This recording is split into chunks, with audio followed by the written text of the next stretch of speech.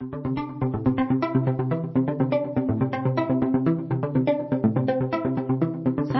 to the 12th House Podcast, where we pull the curtain back on the curious, unusual, and opaque areas of wellness, well-being, and intuitive business with a sense of humor and a little bit of an attitude. I'm Michelle Palazon, your host and the head witch in charge at Holisticism, and I'm so excited for today's podcast episode and guest. It's going to be so good.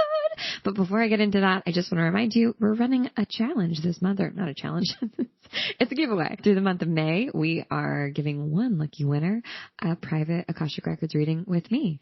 So the way to enter is you go ahead and you give us a review, take a screenshot of it, and then send it to the text number in our show notes. And that will automatically enter you to win a one-on-one Akashic Records reading with me. I'm a certified Akashic Records reader. Not that you need to be certified to read people's records, but I've been doing this for a while. I've had some really amazing teachers and had lots and lots of experience. It's so fun for me and really such a delight, and not something that I offer people who are not my students directly.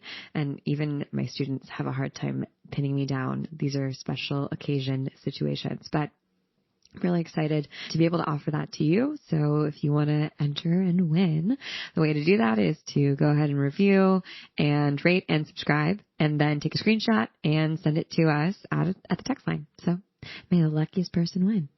And with that, I'm so pumped about today's episode because I got introduced to Marika Clymer through one of our amazing North Noders. I need to go back into the hub and check out who it was. But the North Node is our private members community for capitalism critical intuitive entrepreneurs who really want to straddle the threshold of being in the business world and also being mystical witches.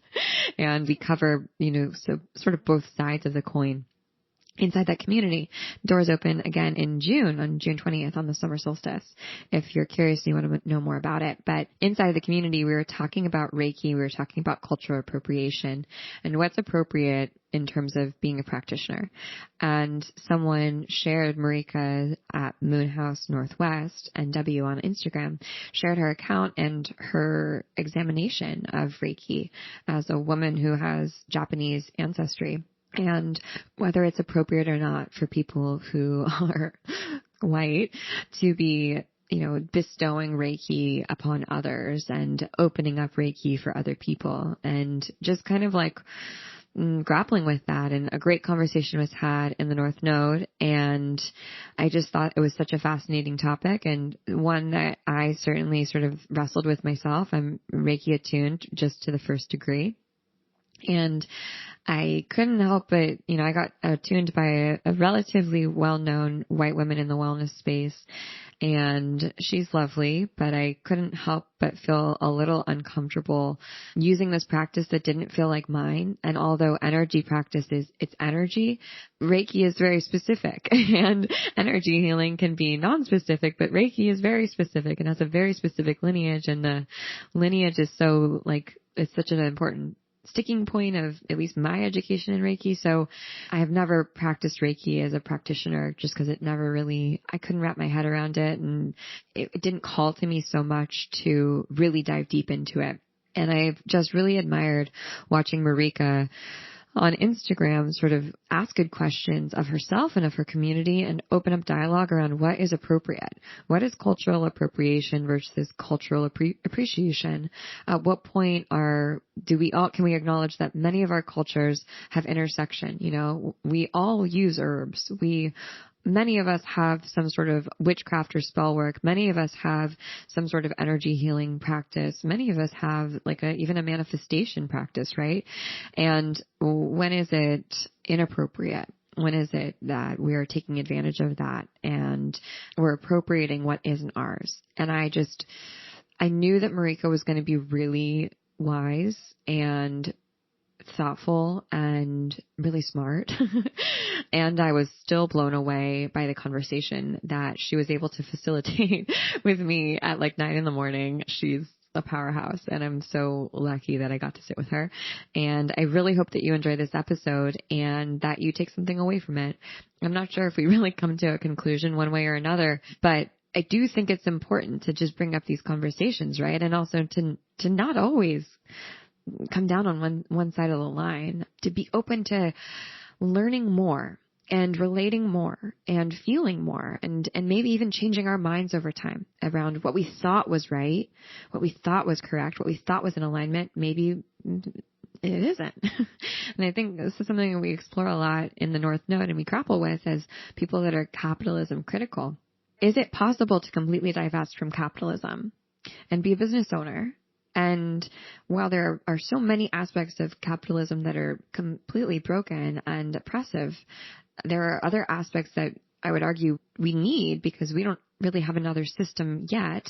And capitalism doesn't have to be an oppressive structure or system. It can be disentangled from what it has been turned into and what it's evolved into. And it's that wrestling is where growth happens and what I think keeps life interesting. If you want to just go listen to the episode, maybe fast forward like 2 minutes, but my partner is Jewish. And so we went through the classes for conversion for me because I'm not Jewish. And one thing that I loved was learning that to be Jewish means to be a God wrestler, one who wrestles with God. And I just love that perspective and that philosophy on spirituality or anything that you believe in, right? That you believe in with your whole heart, to still wrestle with it, to still grapple with it, to not just sort of sit on the couch and put your feet up and be like, yeah, this is what I believe in. Cool. But to really make it a part of your daily practice and actually to make part of your spirituality to be wrestling with your spirituality or whatever it is that you believe in. I think that that's really cool. Yeah, I just appreciate that Marika so clearly does that, I think. Okay, with that, I'm going to let you listen to her because she's so much smarter than me, and I can't wait to hear what you think. Marika, welcome. I'm so excited to be talking to you. Oh, thank you so much, Michelle. I'm very glad to be here. We had some Zoom technical difficulties on my end, so I appreciate your grace and presence. Where are you based in the world? So I am born and raised and currently reside on occupied and unceded Duwamish land, also known as the Seattle metropolitan area. Yeah. So I have a bunch of members inside of our community, the North Node, who live on Duwamish land and who pay rent to the Duwamish. I think that's so cool. And I looked to see if there was something similar set up on Tongva land where I live in LA, and there isn't. And I just couldn't believe that wasn't something like, it seems so natural and like such an easy and I don't know, like integrous idea. I was so surprised that it hadn't been set up in more places. Yeah. I mean, I think the Duwamish tribe has a very complex circumstances through which the Duwamish people have been able to maintain like cultural vibrancy since colonization. And so they are actually not federally recognized as a tribe. And, wow. Yeah, and they've been fighting for their sovereignty, obviously for decades. They are, Chief Seattle is one of the main signatories on the Treaty of Point Elliott, which was signed in the late 1890s, where the U.S. government said they were going to give all of the tribes, land and other tribal resources, much like we see with other nations who receive, that type of assistance. And the Duwamish tribe does not. And the last time that their sovereignty or like their self-determination was denied, it was because the U.S. government said that the Duwamish people do not exist anymore. Yeah. So, I do think that, the circumstances here in Seattle are very particular because normally, some of our tax money goes to the Bureau of Indian Affairs to help, pay for, obviously not nearly enough for, different nations, but because they don't have federal sovereignty, they've, been moving forward with different initiatives like the Real Rent Duwamish, which is really awesome. Wow. I so appreciate how knowledgeable you are about all of that. Yeah. I mean, I grew up here and, I would say that I was really privileged to live in a household where my mother worked with the different tribes in the Puget Sound area fairly regularly. And I have like some, family connections. I've always kind of been in proximity to Coast Salish peoples within my community, but then also like just the education standpoint, that initiative on my behalf out of desire to, just be aware of my responsibilities as a settler. I'm sure that this had an impact on who the person you are, the person that you are today. But did that come into your mind a lot, sort of like your perspective and how you grew up and knowing you were a settler when you started entering the wellness space? Did you think about that, or was it like something later that sort of hit you? Yeah. So I think among like BIPOC spaces and like within BIPOC perspectives, a lot of the time, and I'll speak specifically for one of my lineages, which is Japanese, there is a lot of reasons for why here in the United States, the narrative around Japanese people is that, we have been victimized and we have been the recipients of a lot of both structural institutional violence at the hands of the U.S. government, but then also, social violence, racial discrimination and all of that. And it really wasn't until a few years ago that really like when I started to accept like my Ainu lineage, my Ainu side, that I really started looking into more deeply the more violent aspects of Japanese history, including settler colonialism within Japan of multiple indigenous groups.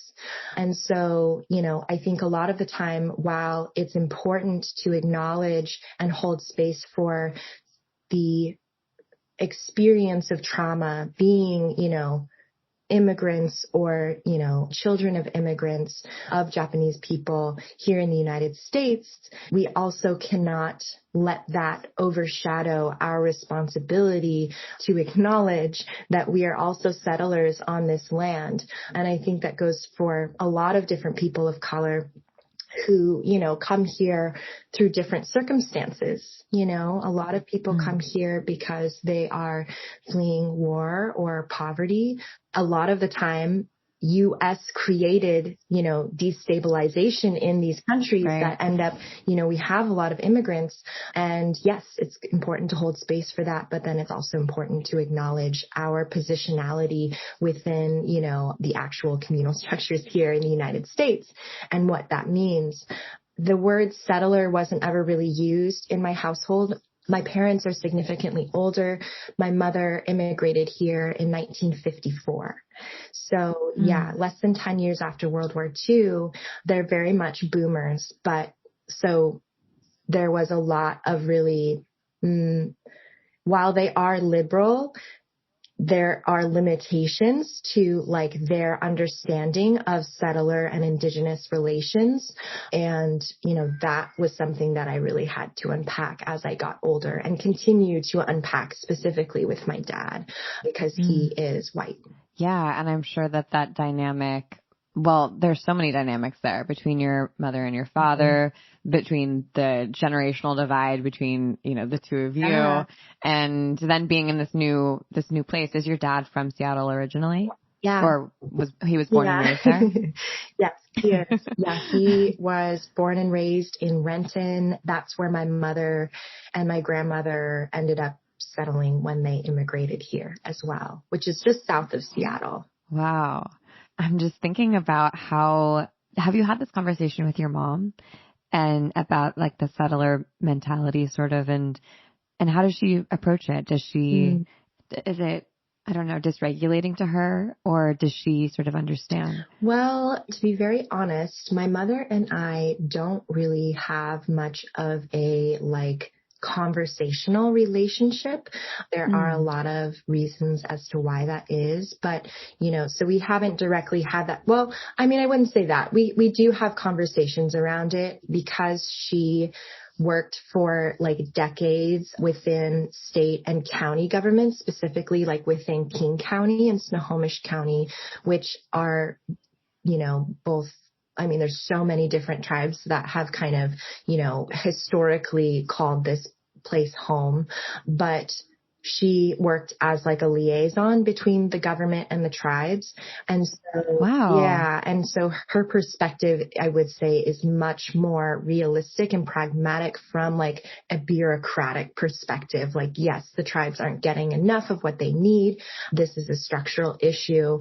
You know, she is, I would say, very, you know, progressive on that front as a result of her, you know, her privileged status within, you know, the government community. Not that she's just like this big deal, but she has worked in like urban planning and resource management for a really long time. And yeah, so yeah, I definitely for a little while wanted to, if I ever went to grad school, it would be to like study Indigenous planning and how, you know, space actually has expresses a lot about our power dynamics within, you know, institutions, and how the Duwamish tribe, you know, having lack of space, you know, how can Seattle, regardless of whether or not the federal government recognizes them as a tribe, how could Seattle use space to actually like repatriate land to the Duwamish people in a way that, you know, recognizes them and acknowledges their self-determination as well as their rights and Seattle's responsibility to serving their community. Wow. Mm-hmm. This is not where I thought this conversation was going to go, but I'm like so here for it. I live in LA by the LA River. I live in Mount Washington. It's on the east side of LA. Do you know anything about the LA River? You know, the only thing that I do know is me and my son watched City of Ghosts, which is on Netflix. It's a kids show. And they did an episode. They really talk about like the different communities, that like diversity in LA and history of different communities, like the Black community, the Korean community, Japanese community. And they did an episode that was really centered on the LA River and the Tongva people. Yeah.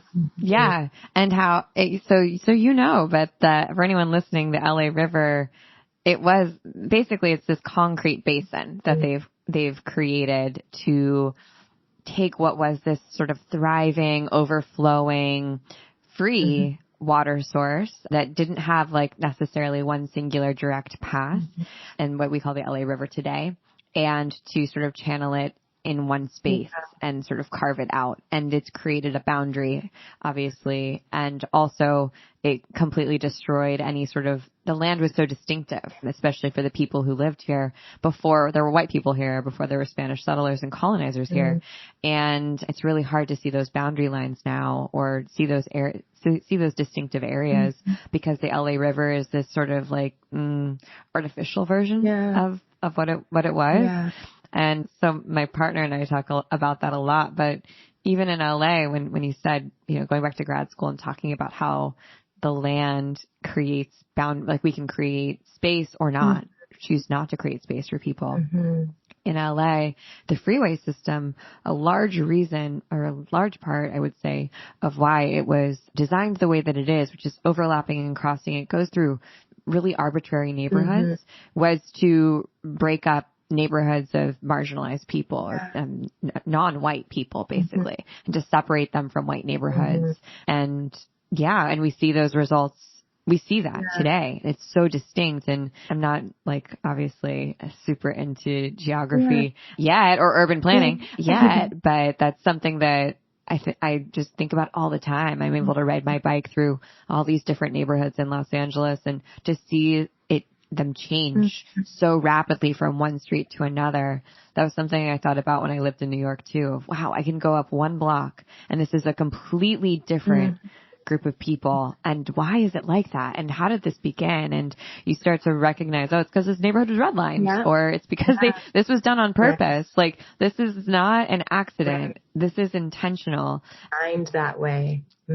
Exactly. Yeah. It's mind blowing. And I start to also think about how we are creating those boundaries in digital spaces too. Yeah, that's really cool to think about. And I would have no idea where that conversation would go. But yes, I really appreciate you sharing. And I think it's so important, you know, the guy who created the freeway system, who's like known as like, I don't know, the grandfather or the father of like urban planning and design, that was the whole point. And like running them straight through, particularly specifically Black communities in Chicago, and then creating the projects. That's how that started. So it's really interesting. And I think especially with the LA River, it's like, the same thing that we do to the same thing that, our government, settlers do to the environment is what they do to the people.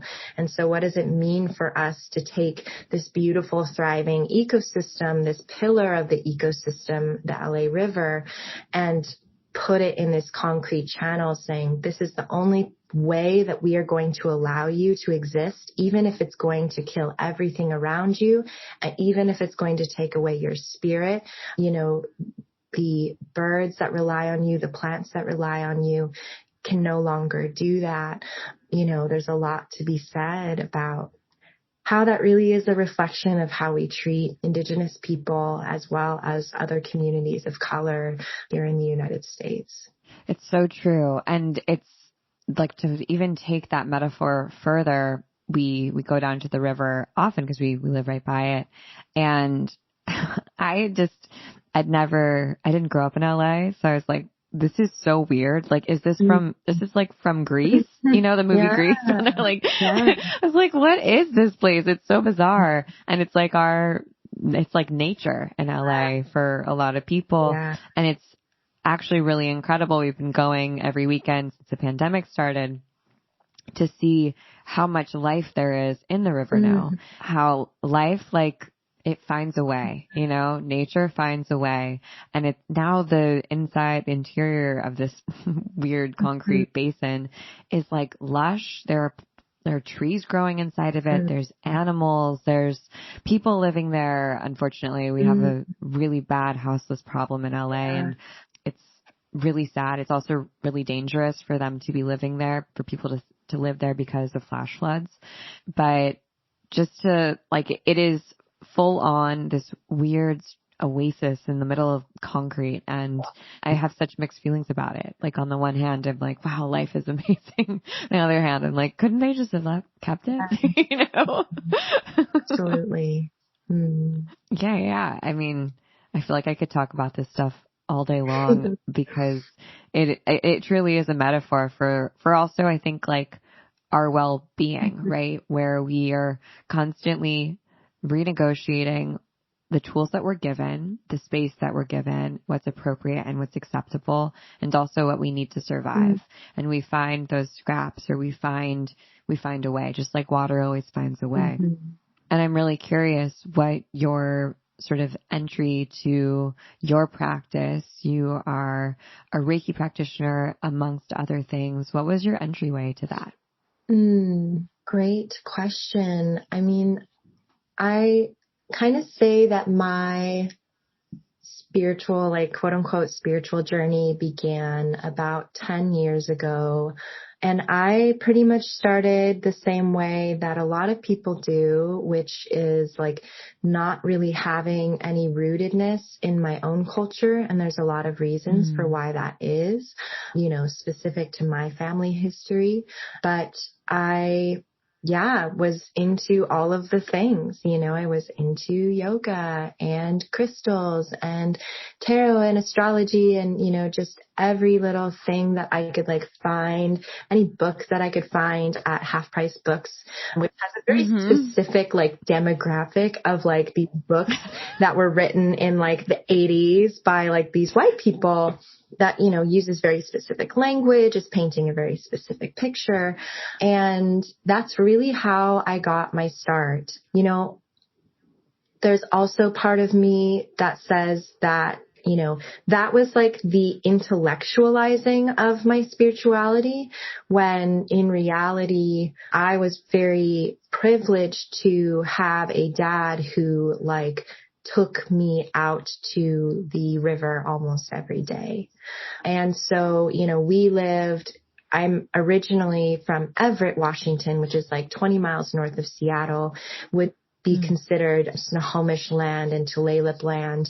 But so the river was like maybe a half an hour drive from where we lived. We would also go to the beach a lot.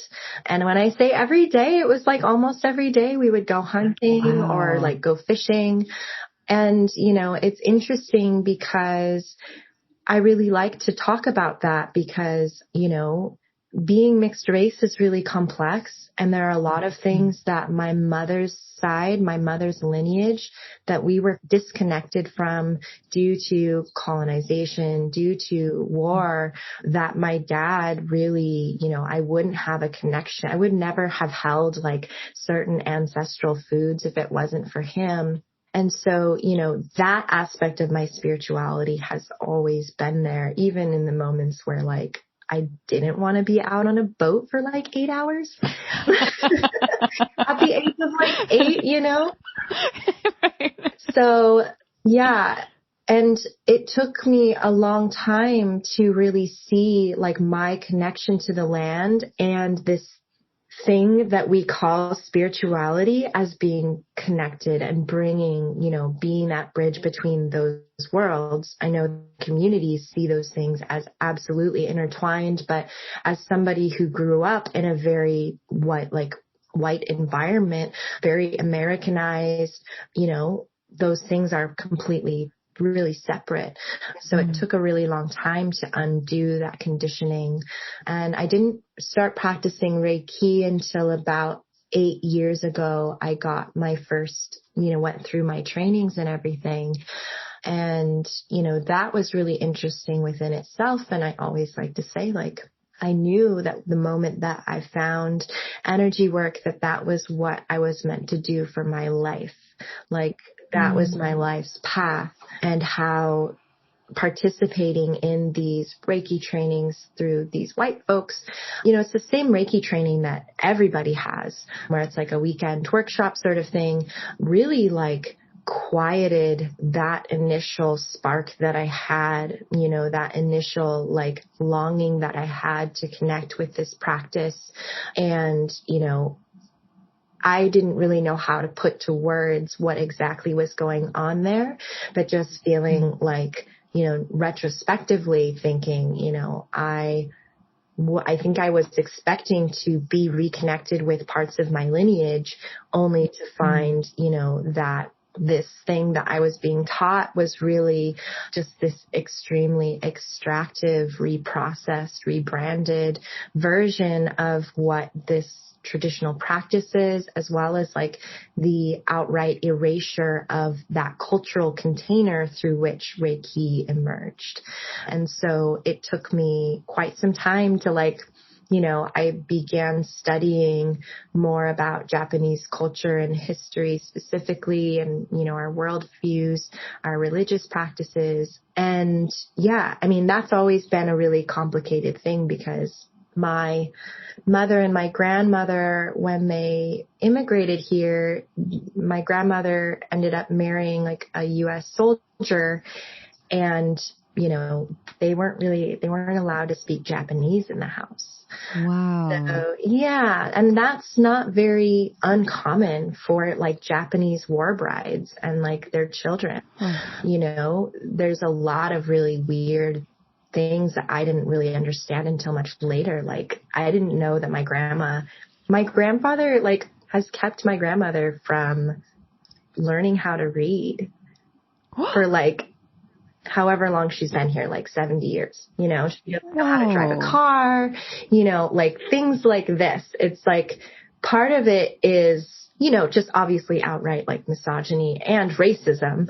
Right. But then also it's like there are like these weird cultural mores that, you know, come from not only that generation, but also in Japan. And it's very dark, sticky, weird things, you know.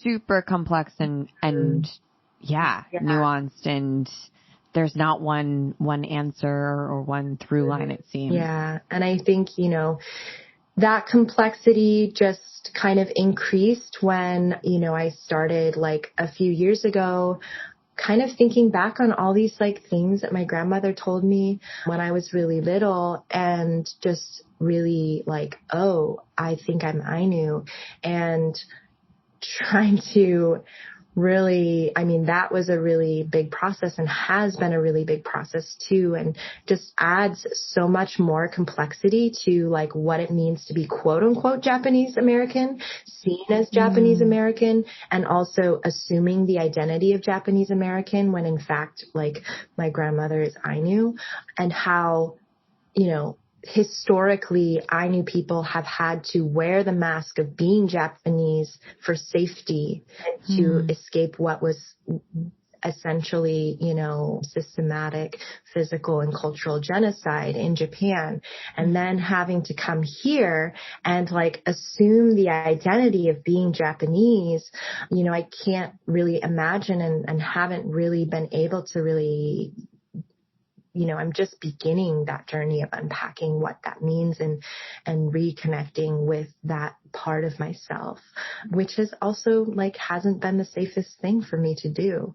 So yeah, it's quite a complex and nuanced soup.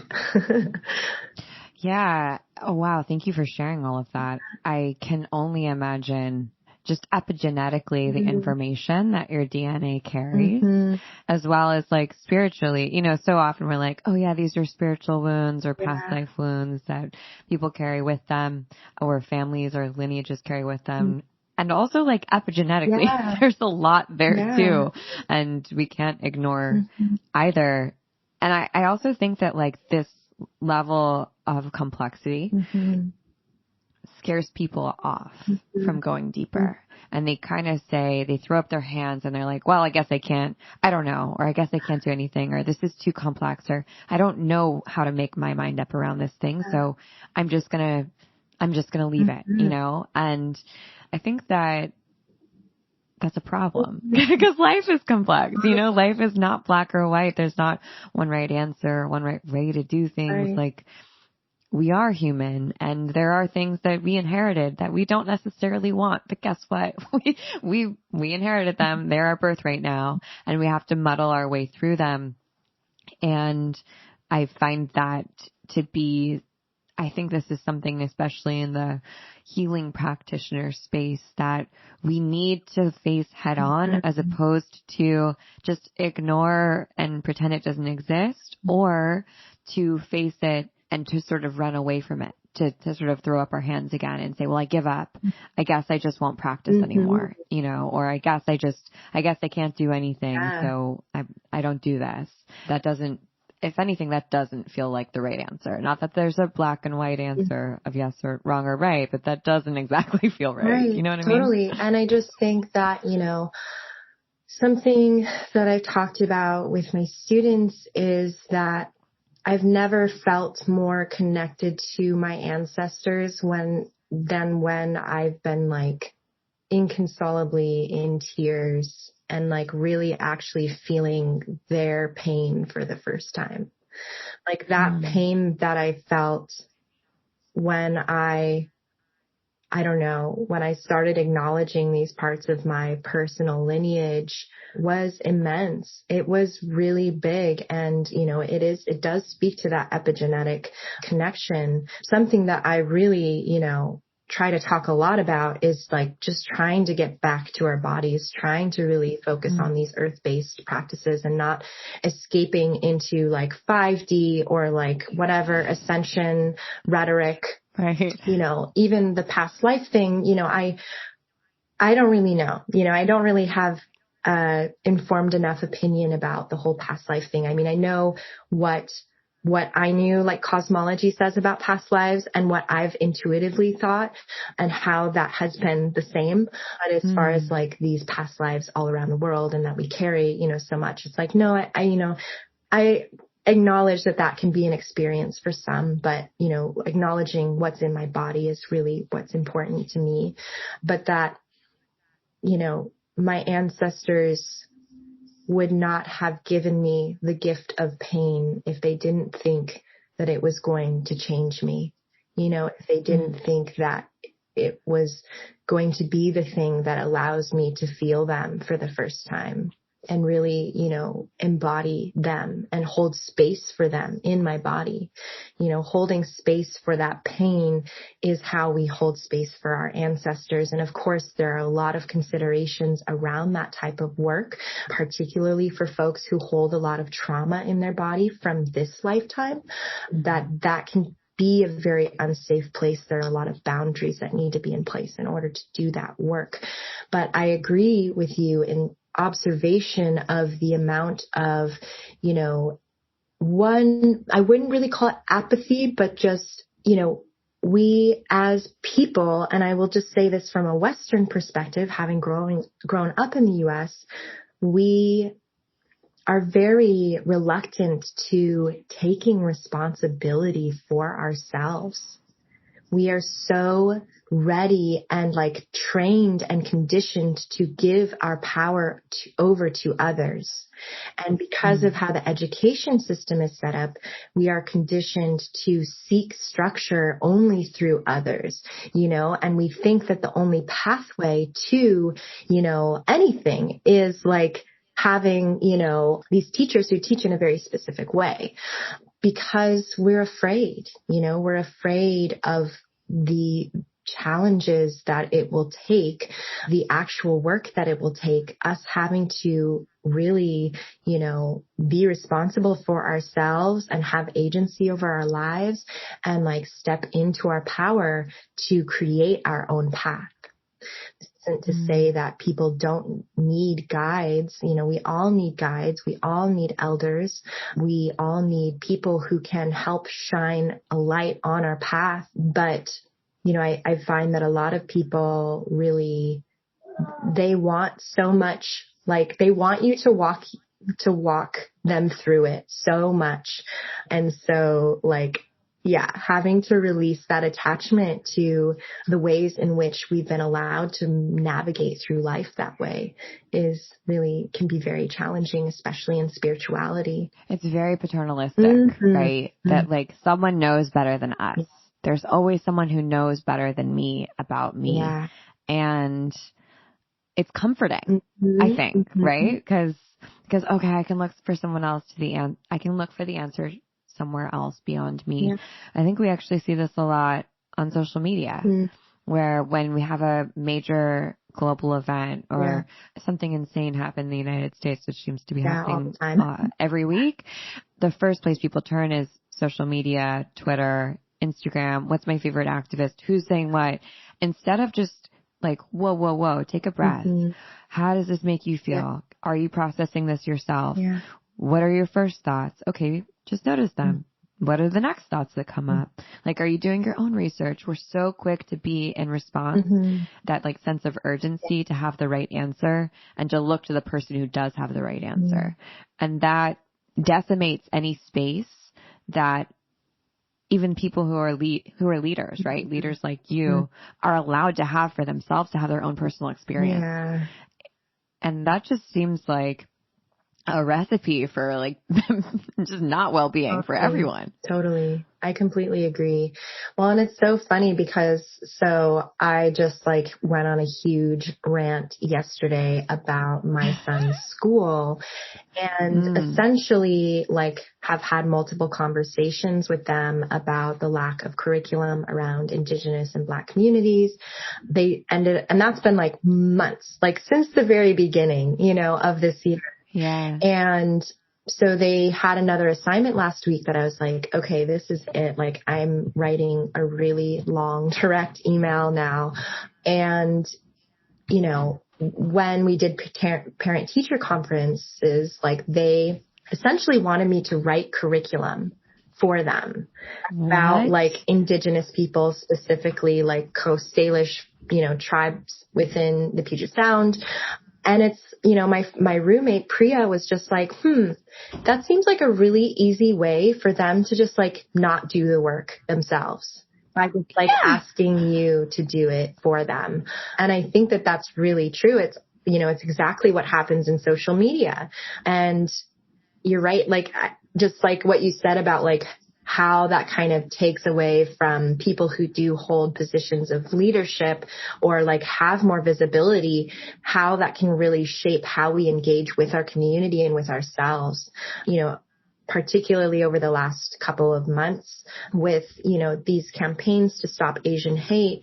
I've been relatively silent, and that's been really, you know, a decision that I've made through great inner conflict, because I don't see how, I don't know, there's just a lot of problematic aspects to some, you know, to how we engage with like, trauma like this, you know, especially on social media, and how, you know, somebody can feel like they aren't quote unquote doing the work when they aren't quote unquote showing up, you know, on social media.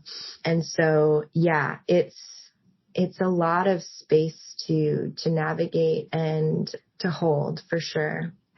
It makes me really, not sad, but it makes me think about all of the incredible people out there, like you, like so many members of our community, who we want to elevate voices, right? Like we should be elevating individuals' voices, not just influencers, not just people who are already in positions of power, not just corporations or, you know, government officials. And how the way that we're treating these traumatic events and the necessity to respond immediately and have the perfect answer scares people away, right? And I think that I've talked to enough people who have said, you know, I'm just too scared to have like a social presence, or I'm too scared to talk because like I don't know how I feel about every single thing that happens in the world all the time. And I feel like I have to in order to be seen. And I don't think that in order to be seen and acknowledged, we have to be like these concrete, completely fully formed individuals. Like absolutely. If anything, I want to see less of that. I want to see more like goopy people who are not goopy, but like, you know, people who are still like, who are like an amoeba, who are changing and evolving constantly, and like owning it, and who say, you know, this is what I'm grappling with, and it's really confusing, and I don't actually know the answer. And I've actually seen you do this on Instagram when you talk about Reiki and you talk about your practices. You're like, this is what I don't know. This is what I think right now, but I don't know. And I so admire that. I think it's such a G move. Is that like in your nature, or is that something that you've had to sort of like cultivate in yourself? Well, you know, I think that I am a Scorpio, so that... Nice. I'm a Scorpio moon, so I feel perfect. You. So there's like a lot of like transformation, death, rebirth that always happens. However, I would say that I'm like incredibly intentional about the way that I represent myself, or present myself rather, to my students, to my community, to say like, hey, you know that thing that I said like a couple months ago, or this word that I've been using, that we've all been using. Here's like, I've been doing some reading and some studying, and here are my thoughts now.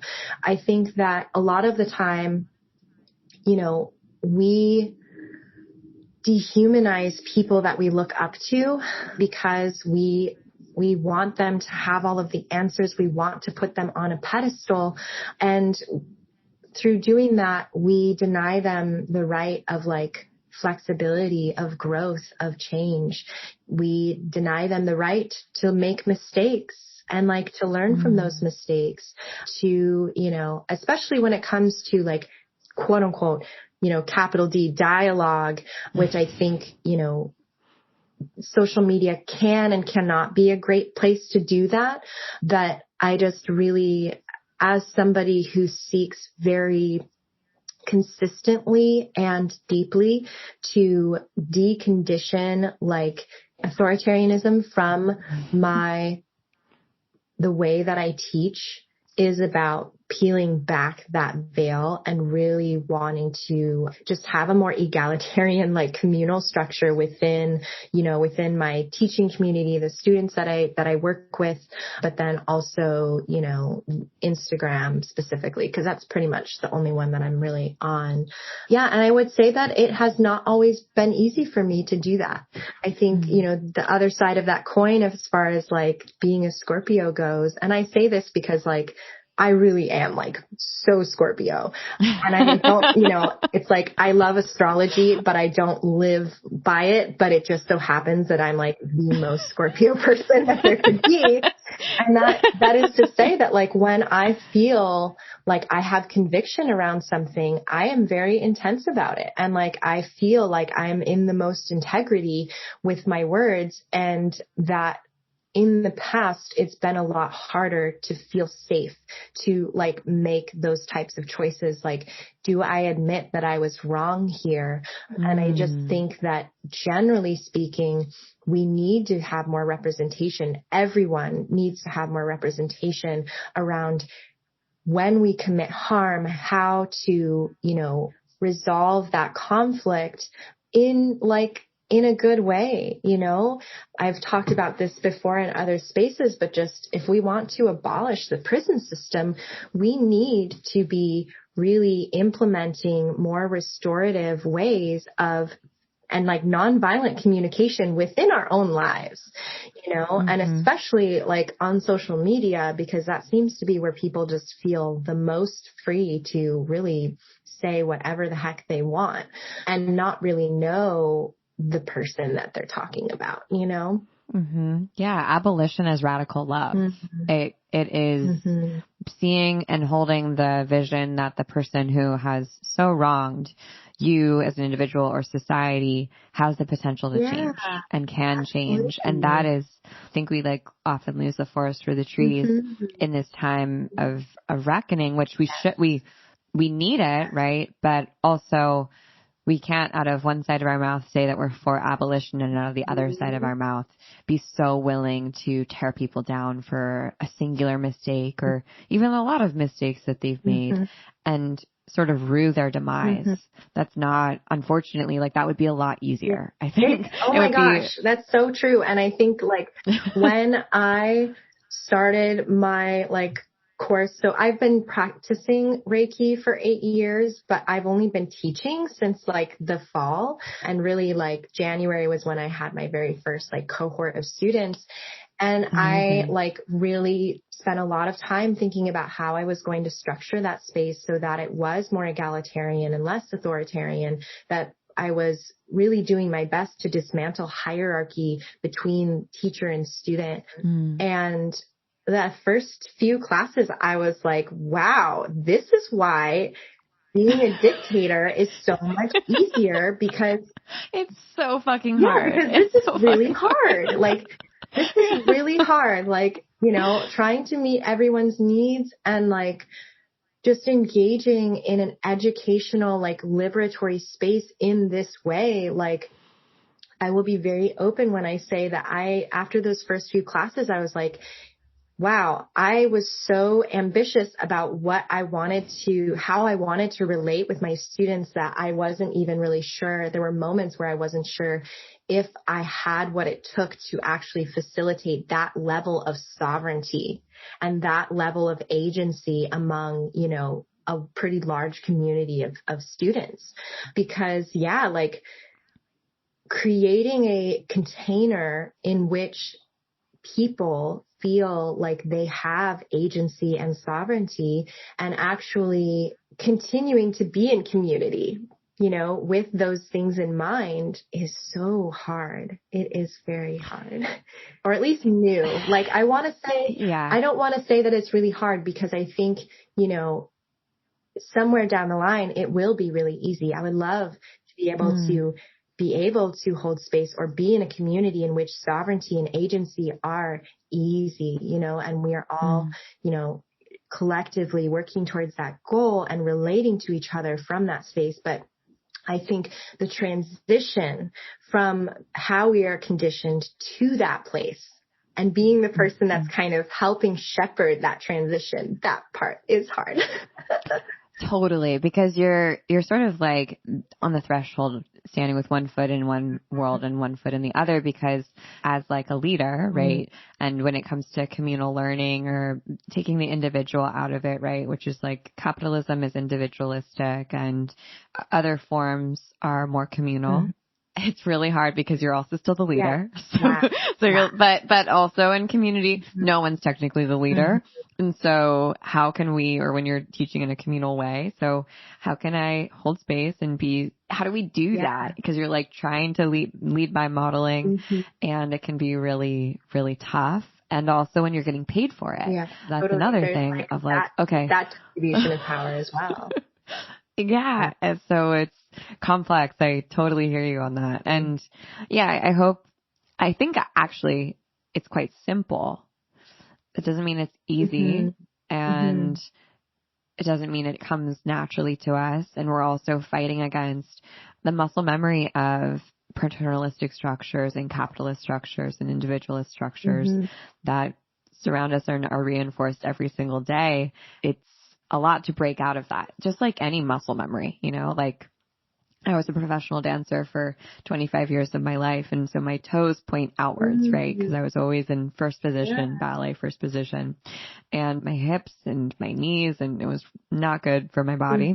So getting back to my toes pointing forward, although it's like the most natural thing in the world, if we think about how the femur sits in the leg socket, that it's just organically, that's how your body is made to work. But it was so hard for me to get back to that sort of organic movement pattern. All my muscle memory was saying, do the opposite, even though it was painful and problematic. And I looked stupid walking down the street, looked really, really funny wearing heels.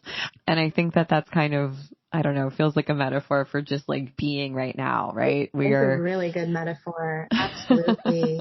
Something, and I think, part of the joy of like kind of holding this role within like the community is that, I've been able to be in community with a lot of really great practitioners and other teachers. And I work a lot with Zell Amanzi, who is at Rest and Power Yoga Reiki.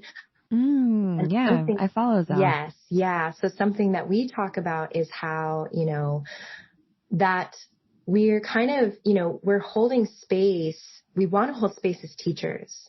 And there's this tension between these very masculine ways of teaching that are how, like the traditions that we come from, how those traditions are really held and supported in that, for them, yoga is like every day at the very same time in the morning.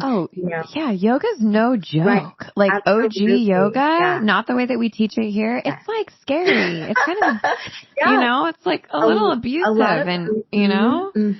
lot of structure in that way and rigidity too. And I would say that like, coming from the lineages that I come from, as far as like Japanese, I can't speak for like Reiki specifically because I was not there, or like, nor are there videos of how, Reiki teachers back in like the 1890s, 1900s, like would practice. But I can only imagine like the rigidity that we see represented through like martial arts and stuff like that. And so, for me, it's kind of like there is some, while I do see or observe that as kind of being a hyper focus on that masculine energy, that rigidity and that structure, I do see how being so soft is sometimes not really what my students need. That sometimes I need to say, hey, if you want to become a healer, you need to practice every day. Regardless of how you feel. And really, when you don't feel like doing it is when you need to be doing it the most, because then you're able to witness yourself, and something that Zell said was that when we do it every day, we start to become aware of our attachments and what things are keeping us from our practice, which I think is absolutely true. And so, in what ways do we I don't want to be like, to kind of honor the amazing trope of like Mr. Miyagi. I don't necessarily want to be Mr. Miyagi, but I also want to hold my students accountable and really help support that process of alchemizing pure, like raw desire to do something with like what is innately and theirs, what is innately theirs, the heart of their spiritual practice, so that, that's what they show up with every day when they go see a client, really helping them understand their own energy, which is really important when we are working with clients and stuff like that. Yeah, it's a balance. Yeah. I'm an Italian witch. I buried the lead on that, but I practice. And one thing that one of my teachers said that sticks with me, so I think about it all the time now, is that the real magic is in the mundane. Yeah.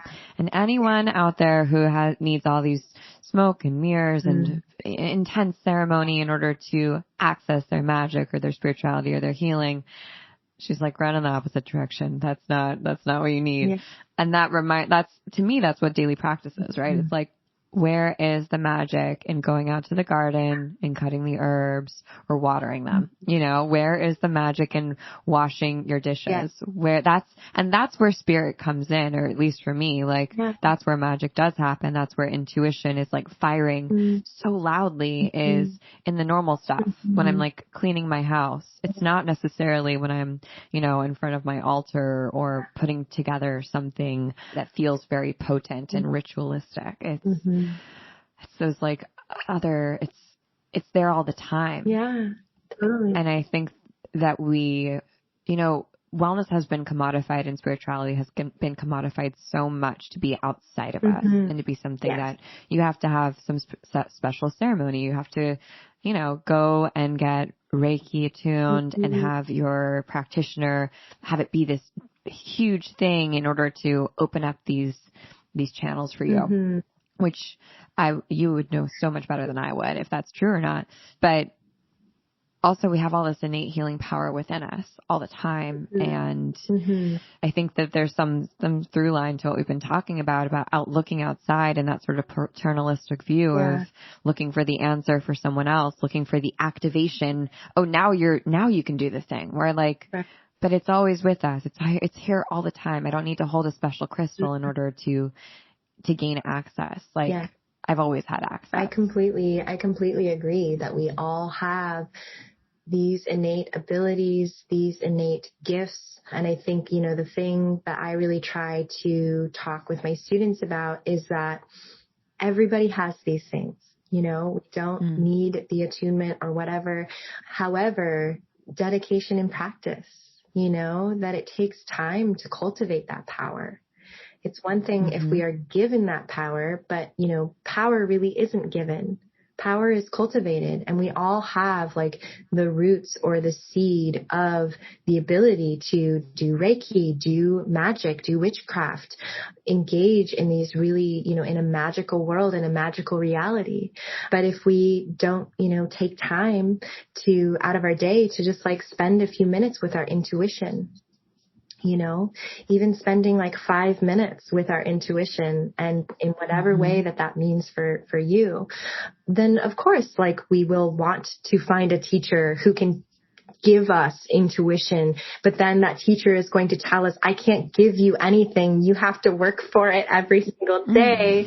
And yeah, that's a huge, and I think that is a really big myth that capitalism and like the new age spirituality industry wants to sell us, that we have to go through these hoops and jumps or whatever to be spiritual, and how, that really impacted me when I was younger. Like I didn't really even know what my quote unquote spiritual identity meant if I didn't have all of these books and stones and, yoga or whatever. It's like when I finally decided to release all of that is when I created space, created space for my ancestors to come through, for my own intuition to come through.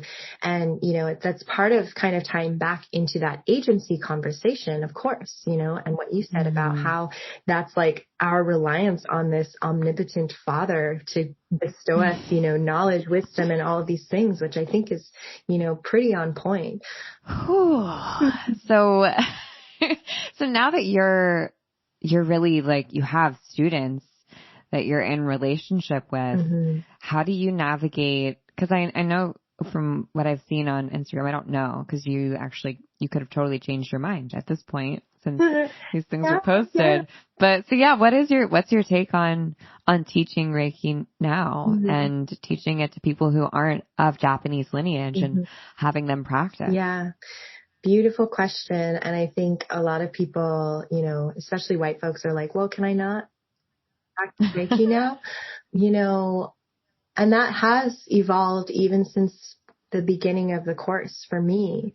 How I structured the course, the arc of it, the journey of it has changed significantly since the beginning. And that is really because I'm starting to see my own positionality as like a quote unquote teacher to really be rooted in, or at least I want it to be rooted in, I'm holding space for your own gifts, for your own intuition.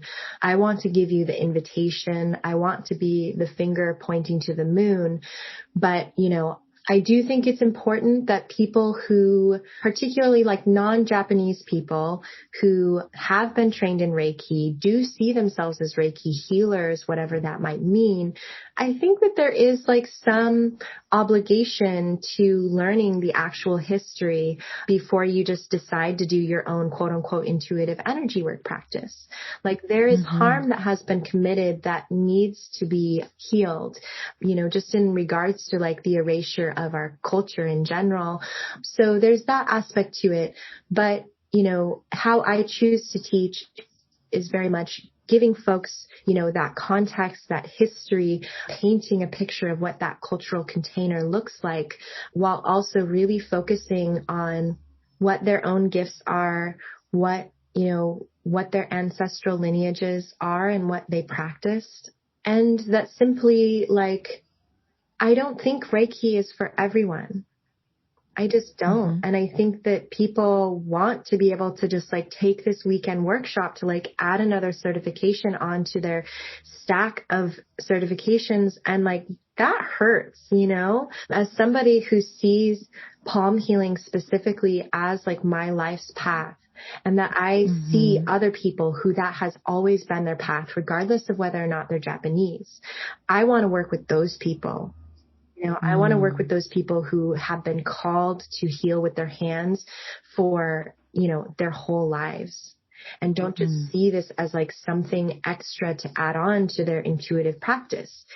I would say that yes, palm healing can be and is for everyone, but there is a distinction between those who want to just do it for themselves and their friends and family, and those who want to assume the role of a community healer.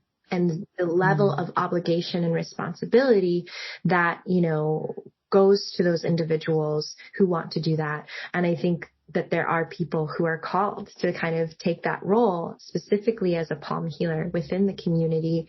Those are the folks that I really want to work with, and that it takes time. It takes time to really see if that's who you are, you know, if that's what you want. And so, you know, I'm transitioning from like a 3-month long structure to, which is like 12 weeks, every week meeting. Very intense. I have really asked my students to do so much. And so we're transitioning to a year-long structure for that like integration. And then also after that, we'll continue to have like monthly practitioner councils essentially. So all of my students can, you know, we can all be in community with each other. And I think the last aspect of that I just want to touch on is that something that I wrote recently about is how I felt like I wasn't doing my due diligence as a teacher if I didn't share like the most intimate aspects of my practice, and feeling like I wasn't quote unquote authentic enough if I didn't share like the most authentic parts of my practice. How I felt obligated to give that to my students because they paid me money, you know, and how, you know, it really was a really great gift, like speaking with one of my students, Lena, about that very openly, like, the week before I kind of decided to transition things for the course, I was just like, yeah, I don't know if I'm meant to share some of these things with all of you, because I really want to hold space for what practices, rituals, intuitive things come up for you. If I show my students how I practice, which was how I was going to structure the course before, if I show them that, not only am I like not protecting like this gift that my ancestors gave me, but also, and it's not like I can just like go and ask them. They talk to me in very coded ways, like having a conversation and then like having a dream and like talking about my dream with my students. And then like all of a sudden it hit me like, oh, I'm not supposed to share this with you guys. Great.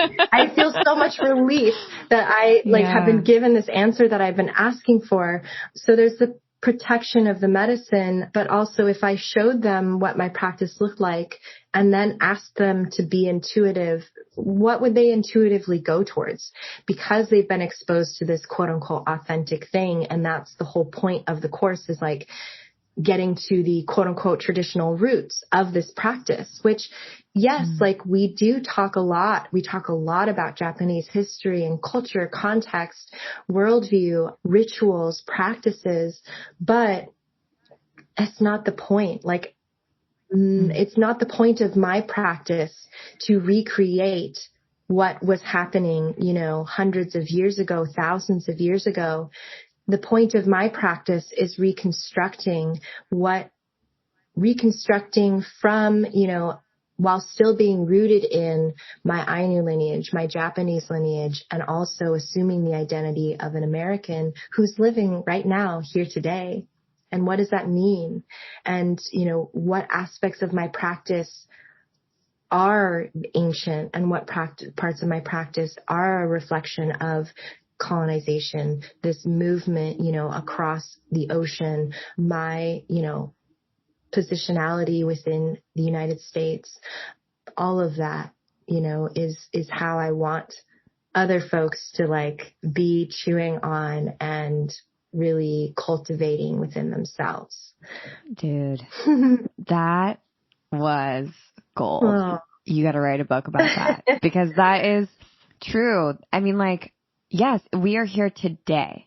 We're here. This is here. These practices are here with us today. And I almost feel like it's like to assume that these practices aren't so intelligent that they can't, that they won't work if we do them, if we don't do them exactly to the letter, the way that they were done 500, 1,000 years ago is ridiculous. It's still, it's, again, it's like assuming that we know better. We know the best way when like, no, it's the practice. Like there's so much more that we can't see and we can't possibly understand or know. And like there is innate intelligence here.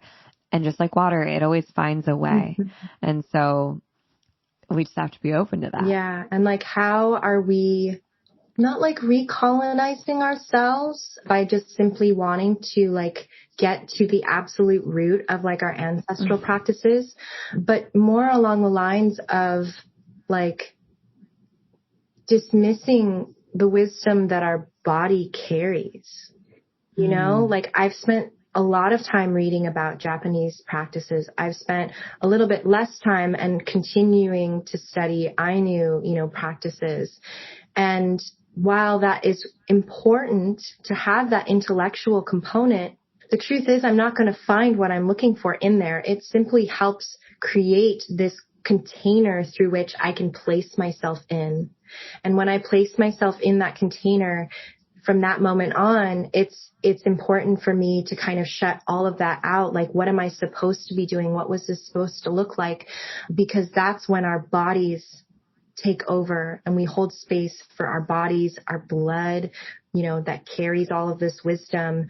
And that's really when we get the magic, you know, that we wouldn't be able to find in any, you know, text ever. You know, there are parts of my practice that I know that have, like, I have an ancestor who visits me in my dreams and like specifically teaches me about energy healing in regards to water, because elemental magic is really important for my personal practice. And just that like, I'm not going to be able to read that. If I was doing my practice by the books, first of all, the books were written by like whoever was the dominant, trying to write the dominant narrative at the time. Not everything's going to be accurate. There's going to be so much that is erased, but also that like the essence of our ancestors, we carry that within us. And that's something that can't be conveyed through any amount of book knowledge, whatever, that literally it just takes, you just have to create space for it within your own body. Yeah. And that those are the most powerful aspects of my practice. Those are the greatest gifts that those are the things that I can't teach my students, that I have to just help them find those for themselves. You're such a good teacher. Oh, I'm learning. I'm definitely learning. It's such a joy. It is. I mean, yeah, I'm very lucky to call myself a teacher. If I go like, it's like 6 generations back, everyone's been a teacher. So it's definitely in our blood, but what a gift. Teaching is just a way that you understand yourself, as another way to understand yourself more clearly and how to make space in the world and sense of the world. Praxis, yeah. Exactly.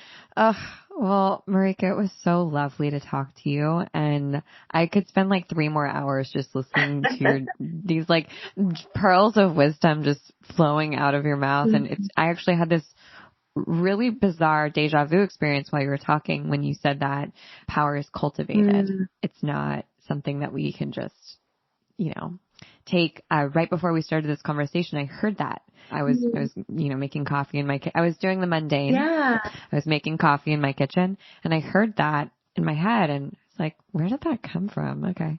And then you just said it. That's so beautiful. I love that. Yeah. So maybe that's the tweetable of this episode. There are many, but maybe we'll put that one out. Yeah.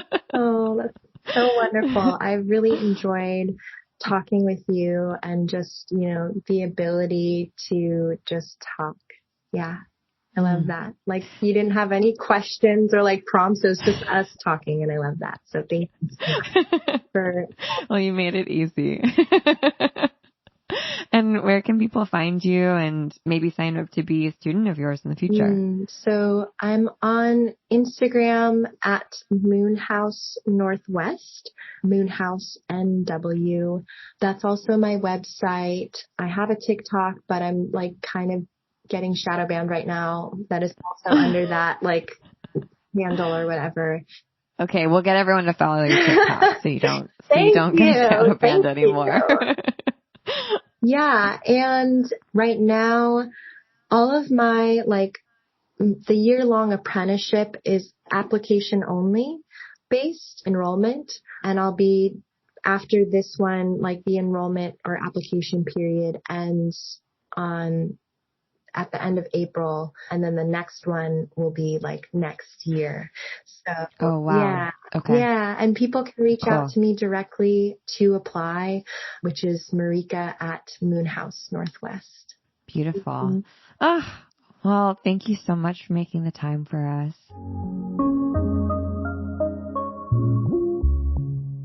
All right. That's our episode. I hope that you enjoyed. You can find Marika on social media at Moonhouse Northwest, and we'll put the links to her website and to book with her and to study with her below in the show notes. But I'm so glad that you joined us today, and thank you for listening. I mean it from the bottom of my heart, and I know that my team is nodding their heads in agreement. We're just so grateful that you listen and that you share and that you tell us when you like things and that you tell us when you don't like things, and all of your feedback, because that really helps us stay sharp and keep wrestling, to use my metaphor from the beginning, from the intro. And that is really cool. That's really interesting. That's being alive. So thank you. And if you can subscribe to the podcast, rate and review, all those things really help us get found by other people, especially subscribing to the podcast. It really, really helps us. It helps us bump up on the charts. So when you do that, we can invite even more amazing guests on, because it makes us look really cool. And that's our job. We want to get you really amazing people that you maybe don't always hear from. And I think that's it. So stay cool out there. I'll see you on the internet. Bye.